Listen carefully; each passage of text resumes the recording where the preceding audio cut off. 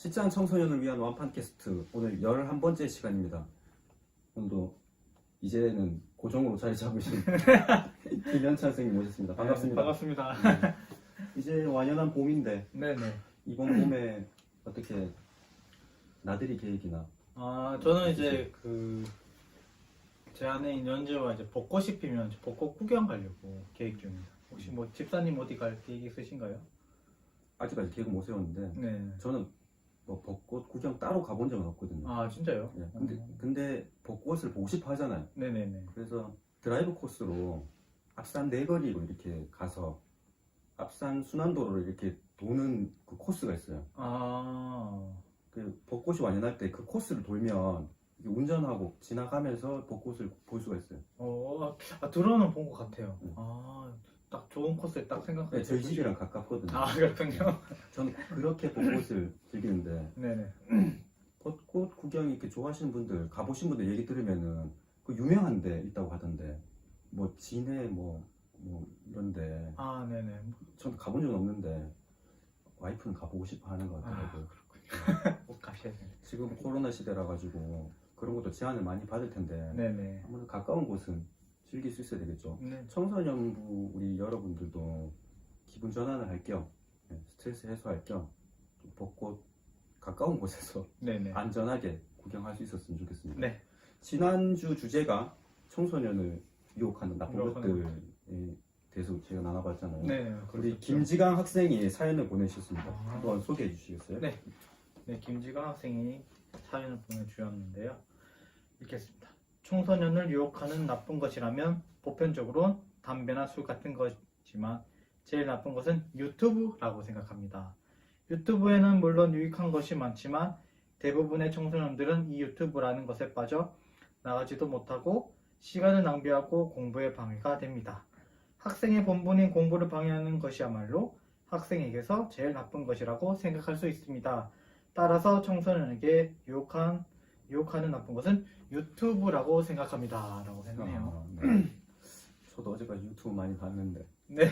유튜브라고. 진짜. 근데 지강 학생이 지금 보내주신 사연 보면 무슨 그 공익 광고 같은 그런 느낌이 듭니다. 요즘 열심히 공부를 하나 봐요. 못 만나서 뭐 어떻게 지금 지내는지 궁금하기도 한데 지난번 그 우리 직업에 관해서 네네. 할 때 지강이 학생이 수의사가 되는 게 꿈이라고 이렇게 얘기를 했거든요. 네. 사실은 저는 이제 지강이가 수의사 이렇게 했을 때 전혀 생각지 못했거든요. 네. 의외다 이렇게 생각했는데 네, 음. 꿈을 위해서 지금 열심히 공부할 텐데 네. 사연을 보니까 열심히 공부하는 것 같아요. 저도 건너 듣는 거지만 그래도 네. 지강이가 공부는 열심히 한다고 하는 것 같더라고요. 꾸준히 열심히 공부해서 목표를 네. 꼭 이루길 바라겠습니다. 네, 사연을 보내주신 김지강 학생에게는 청소년부에서 준비한 선물을 보내드리도록 하겠습니다. 자, 오늘의 주제는 내가 바라는 교회의 모습입니다. 네. 과거 청소년기 교회 생활 계속 하셨나요? 네, 교회 생활을 했었죠. 청소년기 때도. 재밌었나요?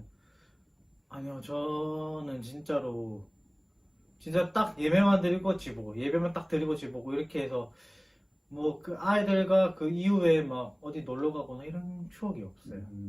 듣고 보니까 저랑 비슷한 점이 있는 것 같은데 제가 이렇게 생각을 해보니까 재미있었던 적도 있었고 굳이 재미있다고 좀 귀찮을 때도 있었고 한데 꼬박꼬박 나갔던 것 같아요. 이거는 주일마다 예배는 가야 되는 거니까. 네, 저도. 예, 그런 크리스찬 가정이죠. 맞아요. 크리스찬 가정이 좀 대부분 이렇죠.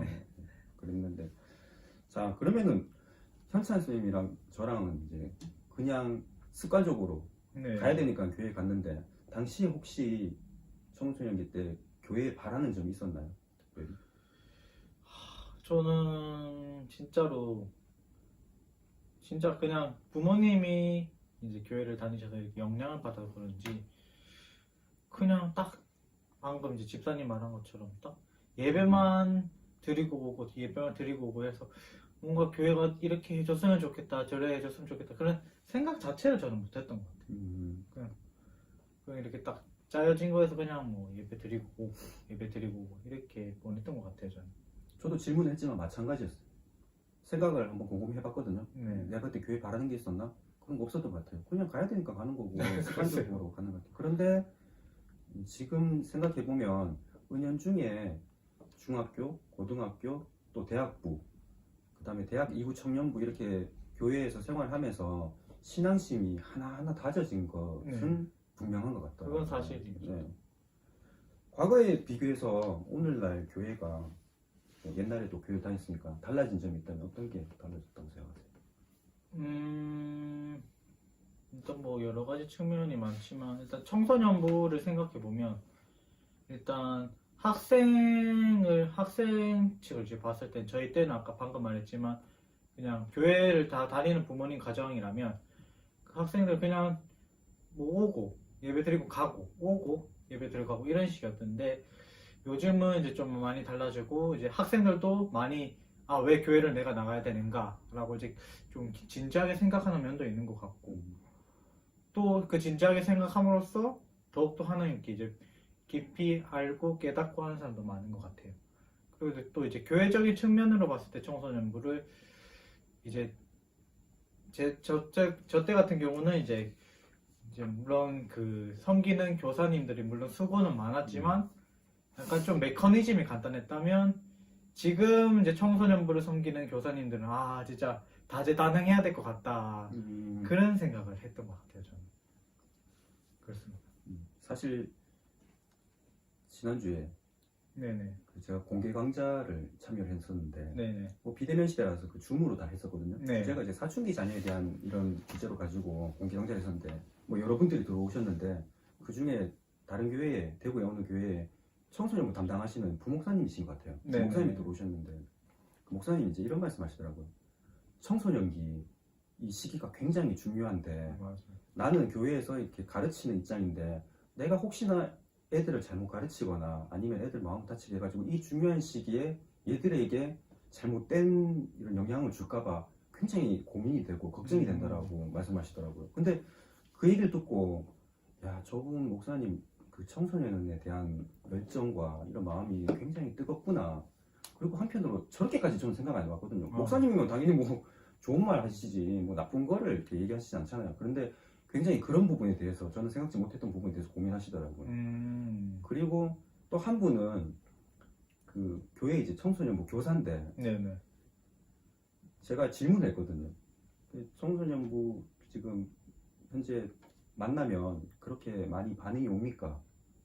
무관심한 아이도 많지 않습니까? 이렇게 질문했는데 대부분이라고 그렇게 얘기를 하더라고요. 그 어떻게 하시나요? 그러니까 그 선생님은 아이들이 지금 좋아하는 게 뭔지 물어보고 같이 체험을 하더라고요.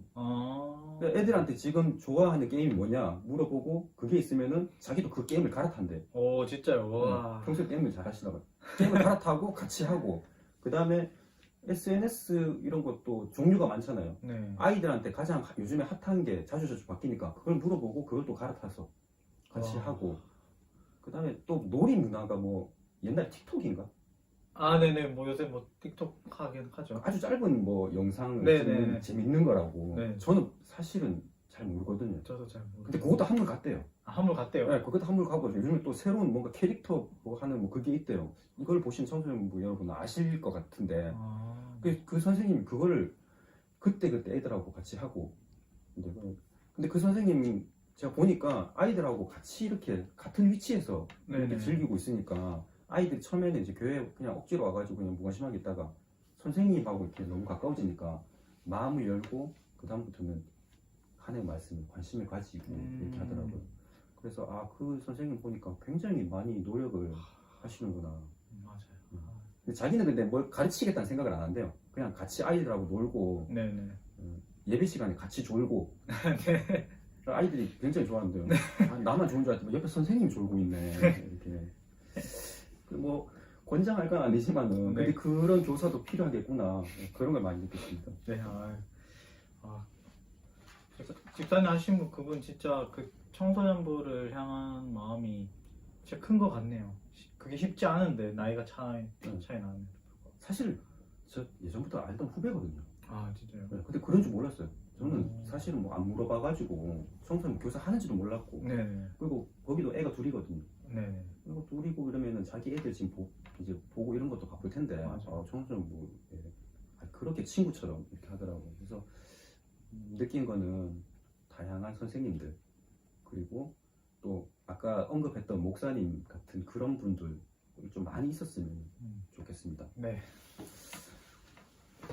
교회 이제 과거 이제 초대교회라고 네. 얘기를 하죠. 예수님께서 이제 하늘로 승천하시고 제자들에게 이제 사명을 남기시고 그 제자들이 예수님께 받은 사명으로 그들이 모인 게 교회잖아요. 그렇죠. 사실 좀 언급하고 싶은 거는 교회는 성도들이 모여서 하는 게 예배하면 그게 교회고 네. 우리가 흔히 생각했던 교회 건물은 교회가 아니라 예배당이라고 하는 게 맞는 개념이죠. 네, 그렇죠. 그래서 건물의 개념이 아니라 성도들이 모이면은 그게 바로 교회가 된다. 사실은 그 초대 교회를 생각하면 예수님의 제자들이 예수님 당시에는 그 가르침을 잘 이해도 못하고 또 자기의 어떤 야망 이런 걸 품었는데 네. 그래도 예수님 부활하시고 예수님 또 다시 만나고 또 변화하고 해서 결국은 예수님이 이제 하늘로 가시고 다시 오실 것을 약속하셨을 때 그걸 기다리면서 예수님이 주신 사명을 잘 감당을 했습니다.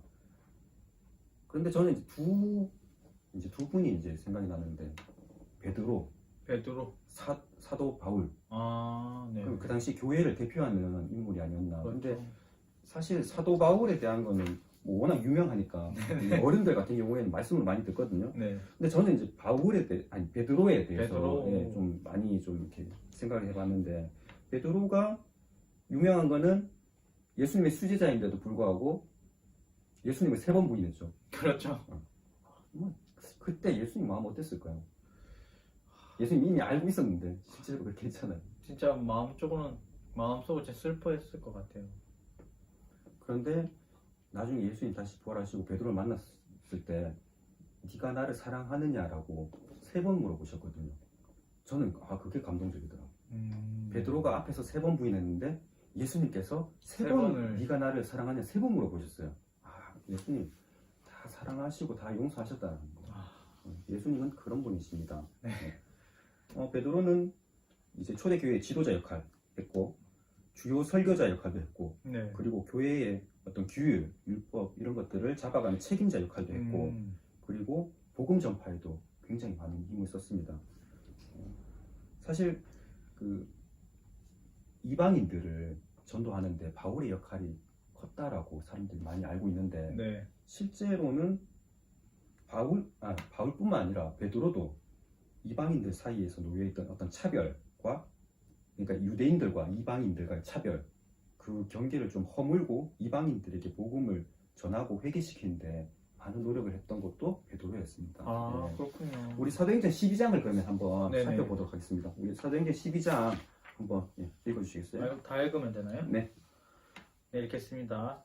그때 헤롯 왕이 손을 들어 교회 중에서 몇 사람을 해하려 하여 요한의 형제 야고보를 칼로 죽이니 유대인들이 이 일을 기뻐하는 것을 보고 베드로도 잡으려 할세 때는 무교절 기간이라. 잡음에 옥에 가두어 군인 넷씩인 네 패에 맡겨 지키고 유월절 후에 백성 앞에 끌어내고자 하더라. 이에 베드로는 옥에 갇혔고 교회는 그를 위하여 간절히 함께 기도하더라. 예, 여기까지는 좀 짚고 넘어가고 싶은 것은 네, 베드로가 지금 옥에 갇혔어요. 그렇죠. 그리고 여기 나오는 거 교회는 그를 위하여 간절히 하나님께 기도했더라. 짚고 넘어가겠습니다. 네. 6절부터 한번 또 읽어주시겠어요? 네.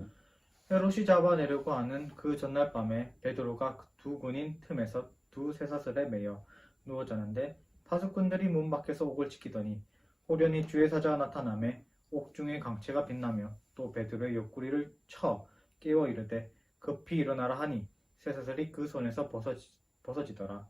천사가 이르되 띠를 띠고 신을 신으라 하거늘 베드로가 그대로 하니 천사가 또 이르되 고선을 입고 따라오라 한데 베드로가 나와서 따라갈세. 천사가 하는 것이 생시인지 알지 못하고 환상을 보는가 하니라.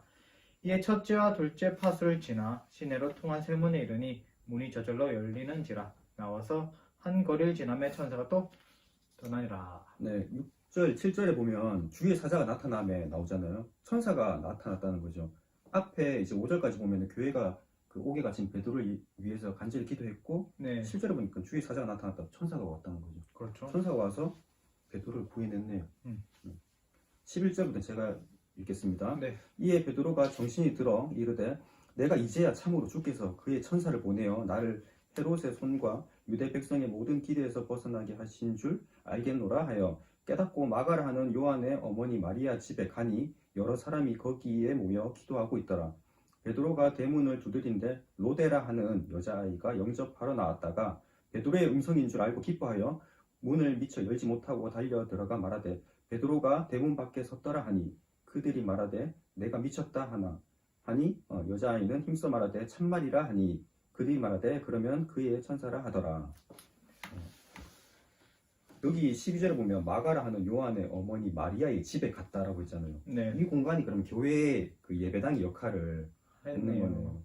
그런데 그 로데라고 하는 어떤 여자아이가 베드로를 보고 베드로가 왔다고 얘기를 했는데 사람들 반응이 네가 미쳤구나 하고. 그때 이 앞에 보면 베드로가 옥에 갇힌 것 때문에 사실 기도했잖아요. 그렇죠. 근데 기도했는데 기도의 응답이잖아요. 그렇죠. 기도를 해놓고 기도의 응답이 왔는데 진짜로. 야 너는 미쳤구나라고. 이게 우리 인간의 어떤 모습 한계가 아닌가. 그렇죠. 이게 오늘날도 마찬가지인 것 같습니다. 네. 이 과거 초대교회의 모습을 한번 살펴봤는데 네네. 과거에 비해서 이제 교회 형식이나 그리고 교회 프로그램 이런 것들이 많이 변화하고 있습니다. 네, 맞아요. 저도 우리 시찬 청소년부를 위해서 좀 새로운 예배 형식이나 또 새로운 프로그램 이런 것들 많이 고민할 수밖에 없잖아요. 네. 또 변화에 발맞춰 나가야 되고. 하지만 시간이 지나도 변하지 말아야 할 것들이 있는 것 같아요. 첫 번째는 예수님이 그리스도 되신 우리의 진짜 제일 중요하죠. 우리의 구원은 예수 그리스도밖에는 구원의 다른 방법이 없잖아요. 네, 맞아요. 그럼 변화할 수가 없는 거고, 두 번째는 하나님의 말씀이 진리라는 거. 네. 요즘에는 다원주의가 뭐 학문이나 사회 문화에 이제 다 팽배해져 있지만 우리는 강하게 얘기를 하죠. 네. 하나님 말씀이 진리라는 거. 그리고 끊임없이 배워 나가야 합니다. 세 번째는 복음 전파. 네. 주변에 이제 필요한 사람들, 내 가까이 있는 사람들에게 복음 전파해야 되겠죠. 맞습니다. 전도에서 혹시 정착하거나 내가 전도해가지고 신앙생활 잘하고 있는 넌 크리스찬이었는데 그런 사례 있었나요? 아니요, 없습니다 아직까지. 진짜 전도를 저도 해가지고 진짜 그런 열매 맺는 삶을 살아야 되는데. 앞으로 그럴 기회가 있을 거라고 봅니다. 네네. 저는 청소년기 때 하고 청년부 때까지 8명 친구 전도했었거든요. 오, 네. 그런데 8명 중에 딱 한 명이 이제 그 하나님을 이제 예수님 만났어요. 그래서 이제 변화하더니만은 안 믿는 부모님 전도하고 그리고 이제 저랑 같이 있다가 교회로 옮기더라고요. 교회로 옮겨가지고 이제 거기서 또 청년부 이제 회장을 하면서 많은 지체들을 이제 다듬고 또 같이 또 비전을 꿈꾸고 하고 또 목사님 딸이랑 결혼해가지고 진짜. 네. 아주 잘 살고 있더라고요. 진짜 또 그렇게 연결이 되네요. 네, 근데 그 친구는 고3 이전까지 전혀 교회도 가본 적이 없고 하나님을 전혀 몰랐거든요. 그런데 나중에 복음을 받아들이니까 나중에 제가 놀랄 정도로 저보다 더 하나님에 대한 그 믿음과 열망 이런 모습을 보니까 그때서 좀 경각심도 좀 들더라고요. 얘 가뜩이나 공부도 잘하는데 신앙심도 나보다 더 뛰어나겠구나 이런 생각을 했습니다. 그리고 꼭 또 변하지 말아야 할 거는 성도 간의 교제. 네, 꼭 교제해야죠. 건강한 크리스찬으로 살아가기 위해서는 반드시 필요합니다. 우리 청소년 시대에는 사실 성도란 말 잘 안 쓰잖아요.